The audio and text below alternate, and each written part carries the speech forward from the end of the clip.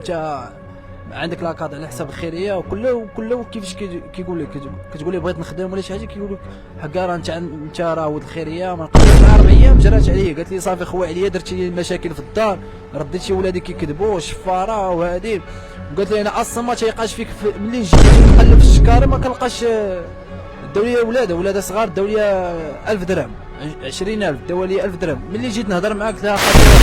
متابعينا الكرام متابعي قناة عجل المغرب اليوم تي، السلام عليكم ورحمة الله تعالى وبركاته. مشاهدينا الكرام، نلتقي بكم في فيديو جديد وفي واقعة جديدة وغريبة مباشرة من تطوان. قصة اللي هي محيرة وتحز في النفس. يوسف شاب اللي كبر في خيرية، شق طريقه بيديه، هاجر حتى البرازيل، خدم وتعب وشاف الغربة بحلوها وبمرها، ولكن ملي قرر يرجع للبلاد باش انه يستقر طاحت ليه في طريق واحد السيده اللي هي نقدروا نقولوا كبر منه في العمر. بينت ليه انها السيده اللي مزيانه وانه يقدر يثق فيها، ولكن دارت ليه شمس العشيه، خدت منه مبلغ مالي على اساس سلف. لكن الصدمه كانت من بعد ملي نكراته قالت لي ما خديتش من عندي حتى شي حاجه، وبينات ليه الوجه الخيب وخلاته يضيع بالوعود الكاذبه ويحس بالحقره. خليكم مشاهدينا الكرام مع التفاصيل على لسان هذا الشاب. عليكم السلام عليكم. الاسم ديالي يوسف جابر، عندي 26 عام. انا كنت كبرت في خيريه ديال دار بوعزه الدار البيضاء. انا لقاوني البوليس في الرباط في مدينه الرباط بالضبط في صومات حسان. لقاوني دري رضيع. البوليس داوني للجمعيه، داوني للحضانه ديال الرباط لاله مريم، من تماك داوني للخيريه. صافي مشيت الخيريه قريت، دوزت الطفوله ديالي كامله في الخيريه، قريت الحمد لله، عندي نيفو باك، خرجت على نيفو باك. صافي ملي كتوصل واحد السن ديال 18 عام كتخرج من الخيريه، ما كتبقاش محسوب على الخيريه، كتخرج بدون توجيه بدون اي شيء، كتخرج تواجه المجتمع. صافي خرجت واجهت المجتمع، لقيت صعوبات بزاف باش نواجه المجتمع بحكم حنا كنا عايشين في خيريه مجموعين، ما كناش كندمجوا مع الناس ونهضروا مع كل شيء، كنا وحدانيين. صافي دوزت الطفوله ديالي، خرجت من الخيريه واجهت المجتمع، لقيت صعوبات بزاف. اول مشكل هو صعيب باش تلقى الخدمه بحكم انت عندك لاكارت على حساب الخيريه وكله كيفاش كيقول لك كتقول لي بغيت نخدم ولا شي حاجه كيقول لك حكا راه انت راه ولد الخيريه ما نقدروش ويطراو لنا مشاكل. المهم دوزت واحد المعاناه صعيبه بزاف. ولكن هذا علاش بالضبط هادو الناس اللي كانوا في الخيريه حتى كيلقاو هذا المشكل هذا؟ بالعكس بل خصهم هاد الناس هادو يكونوا اولى، كونهم دايزين من هاد الظروف وكونهم يتامى، كونهم معروفينش الاباء ديالهم، كونهم دايزين بواحد الظروف اللي قاسيه. هاد الظروف راه كتمهد انه احتك وانه صار جاهز، ماشي العكس انه ما نقدروش نخدموا حيت ولد الخيريه. علاش عندنا الثقافه حتى الا بغينا نغيروا نعايروا شي واحد كنقولوا ليه ديك انت غير ولد الخيريه؟ اش هاد الهضره هادي؟ واش هاد الثقافه هادي المريضه؟ دابا عندي 26 عام، في 2023 خرجت من المغرب. التجربه كيفاش فكرت انا نخرج من المغرب، لقيت مشاكل هنا في المغرب. ملي كتبغي تخدم مع بنادم ولا كتبغي تكري صعيب باش تلقى الكرا، وبحكم انا كان طايحه ليا لاكارت شحال هادي ولقيت مشاكل باش نصايب لاكارت وصايبتها بزز. ملي فكرت نخوي البرازيل راه ماشي تشاورت مع شي واحد ولا خديت قرار مع راسي، حيت طاحت في واحد المشاكل ضغوطات كبيره، صعيب باش نلقى الخدمه. وهذيك قلت صافي نهاجر للبرازيل.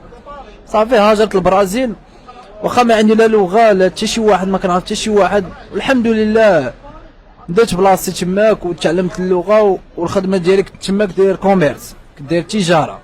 صافي دوزت 2.5 عام في البرازيل، جمعت واحد البركه، قررت باش نهبط للمغرب. قلت زعما نهبط للمغرب والحمد لله كنت داير تحت مني شي فلوس باش ندير واحد المشروع هنا ونخدم على راسي. وهذه بحكم البرازيل العيشه في البرازيل صعيبه بزاف، المعيشه غاليه والعمله ديالهم طايحه. صافي فكرت باش ندخل المغرب. دخلت المغرب جبت معايا شي فلوس بالدولار، قلت زعما ندير واحد المشروع هنا ونخدم على راسي. ملي دخلت المغرب واحد السيده انا كنعرفها تقريبا شي مده 3 سنين، كنعرفها شحال هاد السيده ملي عرفتني دخلت المغرب وهذه قالت لي يوسف سلفني شي فلوس. قلت لها شحال؟ قالت لي 40,000 2000 درهم.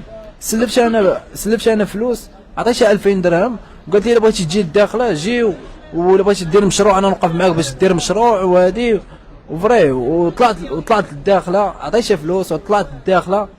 بديت كنوجد في البروجي ديالي، شريت كنت باغي ندير انا الفواكه، خديت السلعه، خديت الكروسه، خديت الميزان، شحال من حاجه. ملي ريحت مع 3 ايام جيت نقلب في الشكاره ما كنلقاش. داو لي ولاد صغار، داو لي 1000 درهم 20,000، داو لي 1000 درهم. ملي جيت نهضر معاك قلت لها خالتي راه داو لي ولادك 20,000 1000 درهم مغربي 1000 درهم. قالت لي لا ولادي ما يديوش، وهي راه ضروري غتجي من ولادها ضروري. بقيت كنهضر معاها قلت لها شوفي صافي عطيني فلوسي، عطيني 2000 درهم اللي كانت سالك وصافي الله يسخر. صدقت خاسر في المشروع، ما كملتش هذاك المشروع، بعت كلشي بالخطيه. وهي ملي بقيت كنقول عطيني 2000 درهم باش نهبط في حالاتي، راه عندي اوديوات. قالت لي لا، قالت لي لا بغيت نعطيك ما نعطيكش، بغيت نعطيك راه غنعطيك، اللي ما بغيتش ما نعطيكش. وفي هذيك دوزت معها 4 ايام جرات عليا. قالت لي صافي خوي عليا، درتي لي المشاكل في الدار، رديتي ولادي كيكذبوا شفاره وهادي. وقالت لي انا اصلا ما تيقاش فيك ملي جيتي.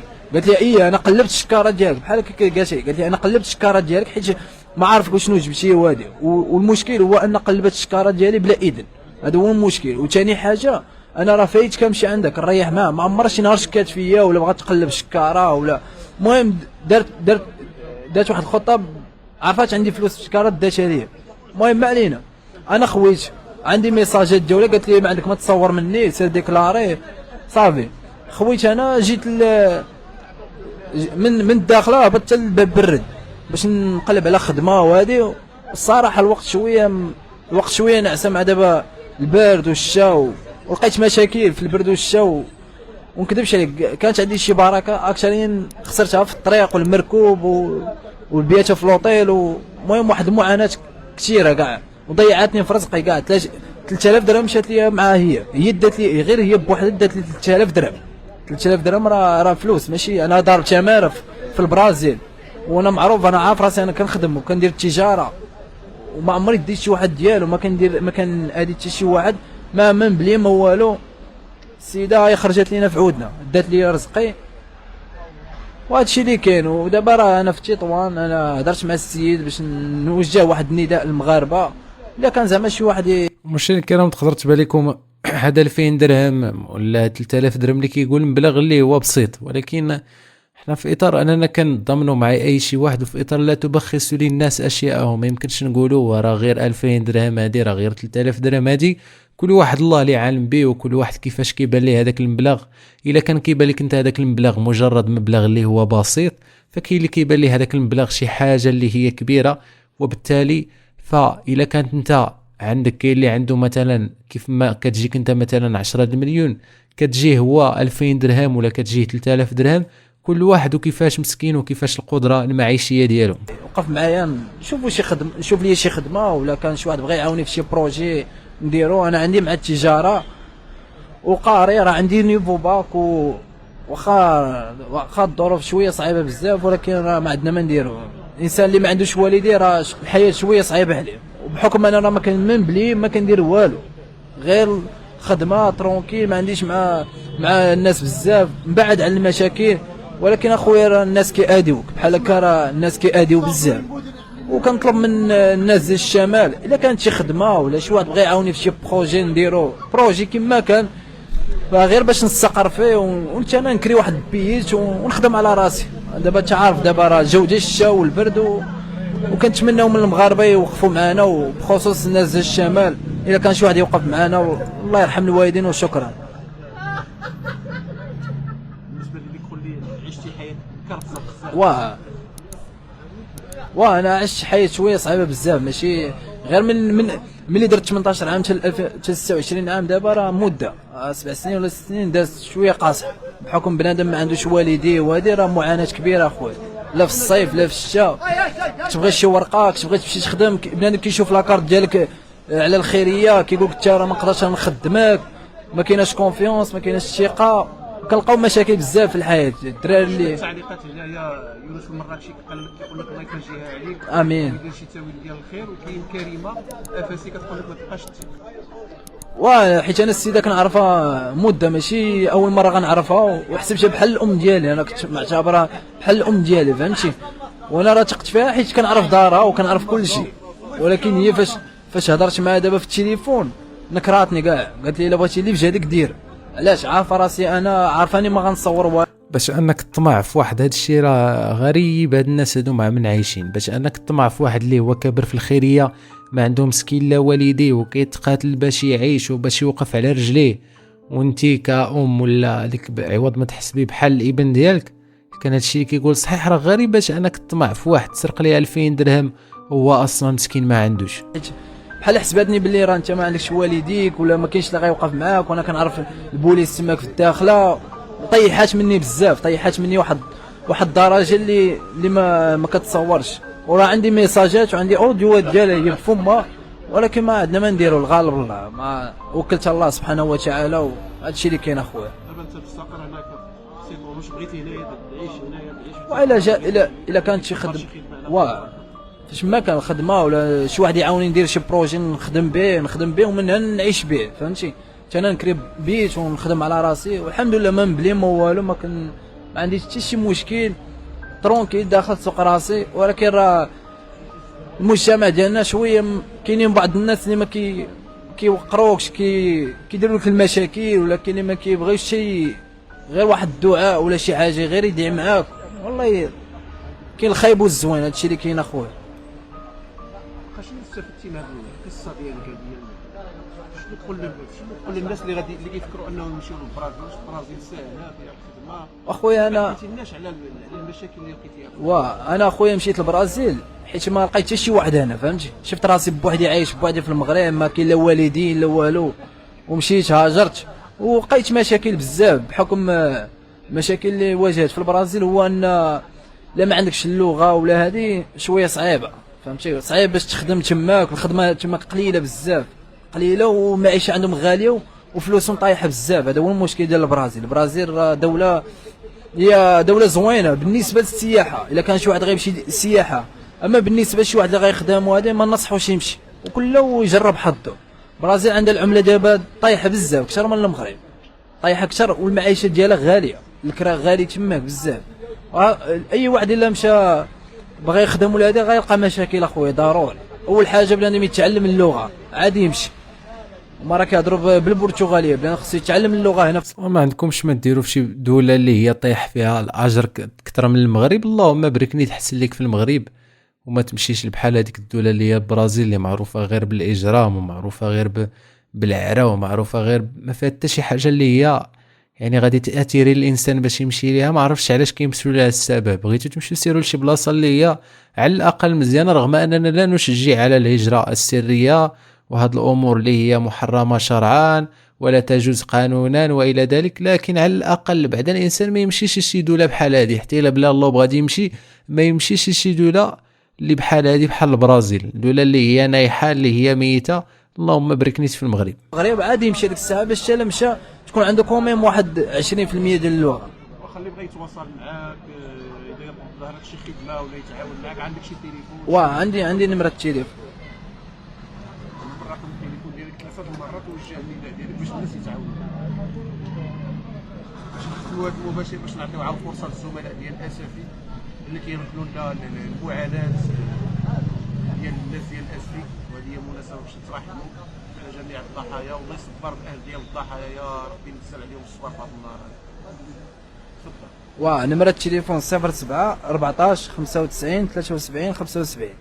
عاودها شويه باش الناس يكابتيو النمره التليفون ديالك. 07 14 95 73 75. 07 14 95 73 75. صفر. نعم. صفر. زيد عاود الرقم.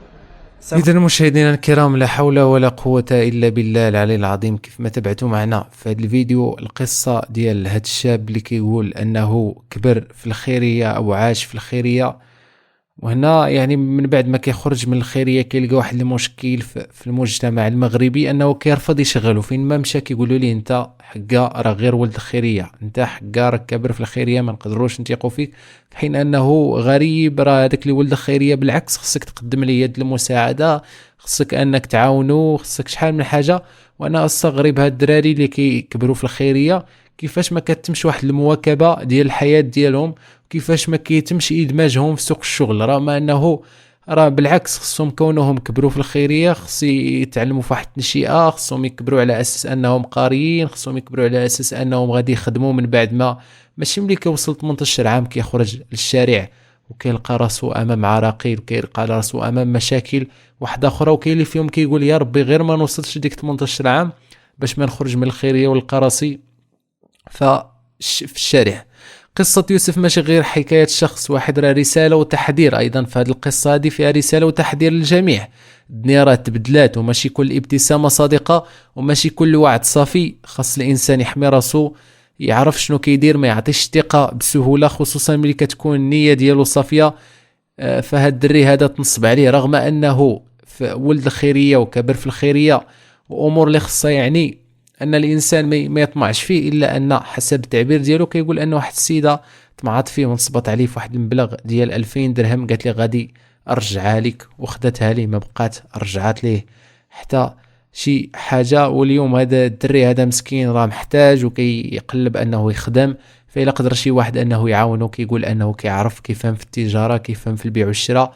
هو ايضا كان مهاجر للبرازيل ورجع، كيقول انه الان كيفهم في البيع والشراء، كيعرف كيفاش يبيع ويشري. فاللي قدر انه يساعدو راه الرقم ديال التليفون ديالو 07 14 95 73 75. والله لا يضيع اجرا المحسنين. 07 14 95 73 75. فاللي قادر يعاونو بشي حاجة ما يبخلش عليه، ولك الأجر والثواب عند الله تعالى. حتى هنا مشاهدينا الكرام غنكون وصلنا لختام هذا الفيديو. خليونا الآراء ديالكم في التعاليق بخصوص هذا الموضوع، والسلام عليكم ورحمة الله تعالى وبركاته.